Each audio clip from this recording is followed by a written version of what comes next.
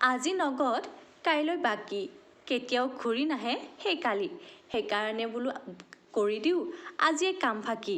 শীতৰ কাল ৰাতিপুৱা খোজকাঢ়ি আমেজ লোৱাটো জানো কেতিয়াবা এৰিব পাৰোঁ সেইকাৰণে ৰাতিপুৱাই উঠি এপাৰ্টমেণ্টৰ চাৰিওফালে ৩,০০০ মান খোজকাঢ়িলোঁ পাৰ চৰাই ঘন চিৰিকা এই সকলোবিলাকে আমাৰ এপাৰ্টমেণ্টটো যে ইমান ধুনীয়া কৰি ৰাখিছে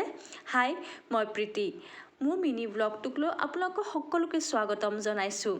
ইমান যে ভাগৰ লাগিছে খোজকাঢ়ি অহাৰ পাছত সেইকাৰণে লিফ্টেৰে আহিলোঁ আচলতে এইখিনিও মই খোজকাঢ়ি আহিব লাগে কিন্তু নোৱাৰিলোঁ মোৰ এপাৰ্টমেণ্টটোৰ যে চাৰিওফালৰখিনি দেখুৱালোঁ কেনেকুৱা লাগিছে তাৰ পাছত নেমু দি কিনে গৰম পানী এগিলাচ খাই ল'লোঁ নেমু পানী বোলে সদায় কাঁচৰ গিলাচতে খাব লাগে ষ্টীলৰ গিলাচত আপোনালোকে নেখাব দেই কেতিয়াও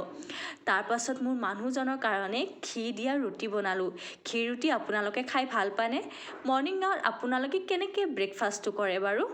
তাৰপাছত আছিলে মাংস আৰু ঘি দিয়া ৰুটি দি দিলোঁ তাৰপিছত এও পৰিতৃপ্তিৰে খাই অফিচলৈ ৰাওনা হ'ল মই মোৰ ফেভৰেট ডিছটো উলিয়াই লৈছোঁ মানে মোৰ ব্ৰেকফাষ্টটো